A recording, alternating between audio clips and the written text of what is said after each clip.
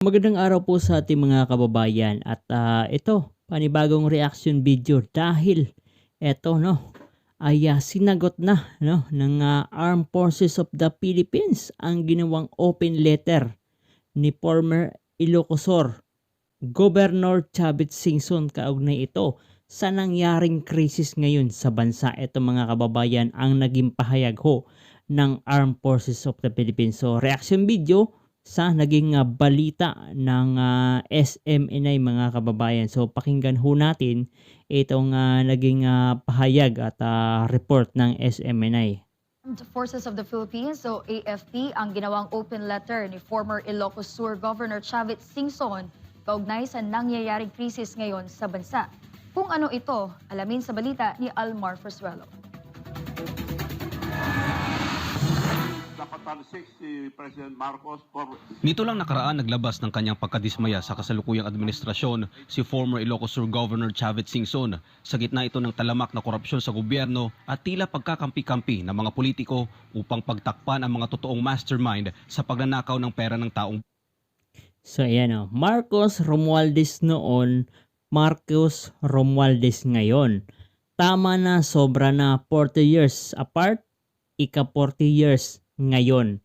Dahil nga mga kababayan, ika 40 years ngayon at sa darating ho ng masasabi natin na February 25. Ilang araw na lang, ilang tulog na lang. Alos na buwan na lamang mga kababayan, isang buwan na lang ay darating na ang ika-4 na po na anibersaryo ng EDSA People Power. Ayan nga ang sinasabi ni dating Ilocosur Governor Chavit Singson. Ngayon mga kababayan, mukhang tapos na ang maliligayang araw, no? At masasabi ho natin ay makakalaya na ho ang Pilipinas sa patuloy na korupsyon na nangyayari sa ating bansang Pilipinas. So maniniwala ho ba kayo dito, kabayan, no? So pakinggan natin at may mensahe o may ipinarating na mensahe ang Armed Forces of the Philippines patungkol dito sa open letter ni Chavit Singson mga kababayan. Yan, dahil dito may open letter ang dating gobernador kay Armed Forces of the Philippines o AFP Chief of Staff General Romeo Browner Jr. Ayon kay Singson, kitang-kita na ng ordinaryong mamamayan ang malawakang katiwalian sa bansa. Giit niya, kung hindi ito napapansin ng ilang institusyon, maaring sinasadya o inuutosang pumikit sa mga anomalya, bagay na hindi anya katanggap-tanggap. So ayan o, the AFP is being blinded or it is ordered to close their eyes. Neither is acceptable. Neither is forgivable to the Filipino people.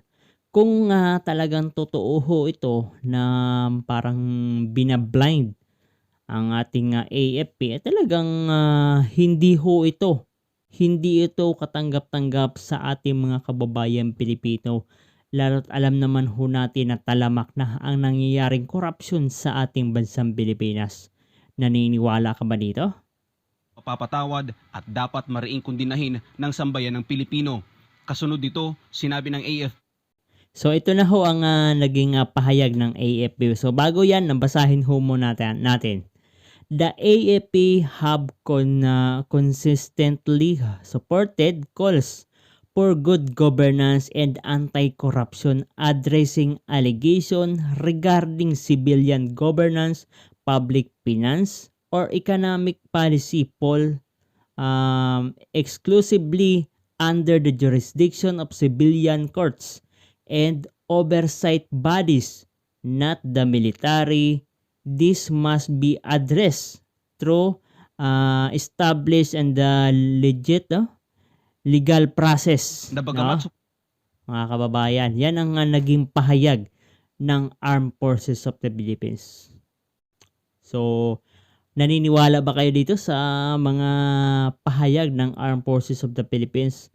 Although mga kababayan, yung mga kasundaluhan ho natin yan, yung saludo ho tayo dyan. Pero, kung ang mga opisyalis ng Armed Forces of the Philippines ay magpapadikta sa mga nangyayari o doon sa mga politiko, ay masasabi ho natin na hindi na hindi na maganda ang nangyayari sa ating bansang Pilipinas. Kailangan kumilos na yung mga magigiting nating sundalo para sa ating bansang Pilipinas. Estado nila ang panawagan ng ating mga kababayan para sa isang good governance at anti-corruption at iba pang issue, dapat pa rin umano itong dumaan sa legal na proseso. Binigyan diin din ng AFP na meron silang sinusunod na chain of command na sa pamamagitan anya nito, napapanatili nila ang kanilang mandato at ang itinadhana ng konstitusyon. Kaugnay nito, binalaan ng So ayan na nga, na sinusunod pa rin pala nila ang chain of command. So talagang nandun pa rin sila sa talagang nakakapit pa rin mga kababayan sa chain of command. Pero kung talagang nagpapadikta doon sila doon sa mga politiko, dapat kasi yung AFP o yung ating mga kasundaluhan ay hindi po nakikisabit sa mga politiko, kasi sila yung kumbaga nagtatanggol sa ating mga mamamayang Pilipino. So ganun dapat, no? Yung tama ba yung word na non-partisan? So dapat ganun ho talaga. So ito meron ding paalala ang ating Armed Forces of the Philippines. So ito may warning ho sila. Dito pakinggan sino natin. mang tauhan nila na makikilahok sa politika o kikilo sa labas ng chain of command at sinabing sinisira nila ang integridad ng institusyon. Para sa Diyos sa Pilipinas. So yun pala, no. Parang ito yung babala nila doon sa mga military official na magsasalita o yung mga ex-military na magsasalita, mapa-PNP o ano pang mga kumbaga department, PNP, Navy, Marines, Coast Guard o kung ano pa man yan mga kababayan na under ng Armed Forces of the Philippines. Kung sino man ang makikiisa na kumbaga parang magpahayag ng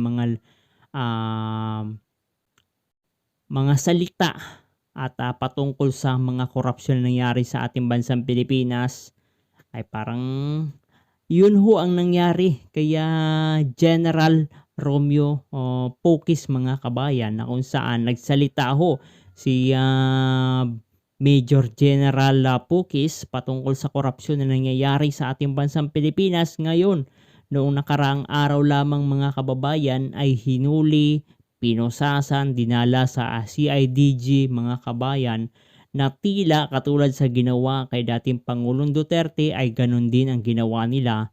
Kaya medyo retired Major General Romeo Pokis. So kapag nagsalita pala laban sa gobyerno, lalong-lalo na patungkol sa korupsyon na nangyayari sa ating bansang Pilipinas, panigurado ay kulong ka. Yan po.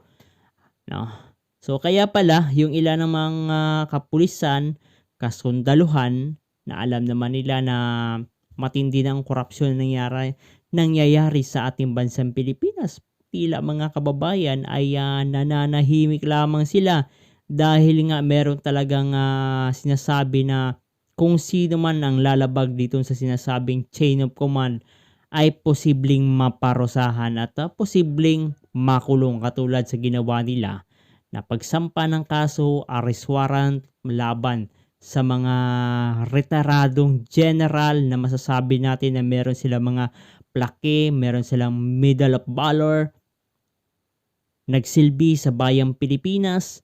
Pero kapag lumaban patungkol sa korupsyon na nangyayari sa ating bansang Pilipinas, panigurado kulungan ho ang bagsak. Yan po ang nangyayari sa ating bansang Pilipinas, at masasabi ng ating mga kababayan Pilipino, ito ho ay silent martial law, dahil katulad ng nangyayari noong kapanahunan ng diktador na si Marcos Sr. ay ganoon din ang nangyayari ngayon. Kaya masasabi ho natin, the history repeat itself. Hindi na kailangan